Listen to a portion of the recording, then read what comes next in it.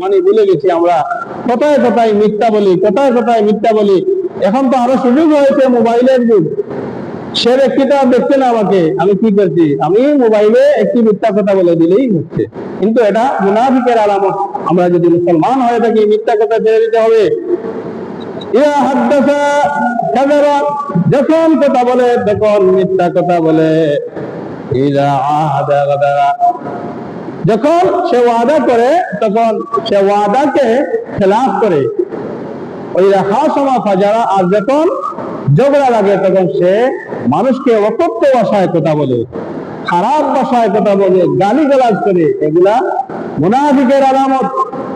আর 4 নম্বরটা হলো তুমি না আমানতা। যখন তার সাথে আমানত রাখা হয় তখন সেটা সে খেয়ানত করে। 4 নম্বরটা হলো আমানত, খেয়ানত করা। এটা হলো মুনাফিকের আলামত। আর 3টি হচ্ছে এই জবানের মধ্যে। জবানটা যদি আমরা হেফাজত রাখতে পারি, আশা করা যায় আমাদের অনেক গুনাহ থেকে আমরা বেঁচে যাব। এই জন্য এই 3টি হচ্ছে মুনাফিকের আলামত। এই 3টি আলামতকে আমরা ভালোভাবে খেয়াল রাখতে হবে। যখন আমরা কথা বলবো, আমরা সত্য কথা বলবো, এবং আমরা ওয়াদা করলে ওয়াদা রক্ষা করব। এবং যদি ঝগড়া বিবাদ লাগে, আমরা ওই মানুষকে গালিগালাজ করব না। ওই গালিগালাজ করাটা হচ্ছে মুনাফিকের আলামত।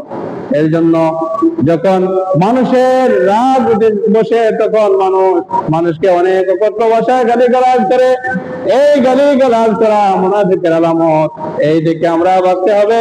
আমাদেরকে অবশ্যই অবশ্যই এই গুনাহ থেকে আল্লাহ রাব্বুল আলামিন আমাদেরকে হেফাজত করুন। সবাই বলে আমিন। ওয়া আখির দাওয়ানা আলহামদুলিল্লাহি রাব্বিল আলামিন।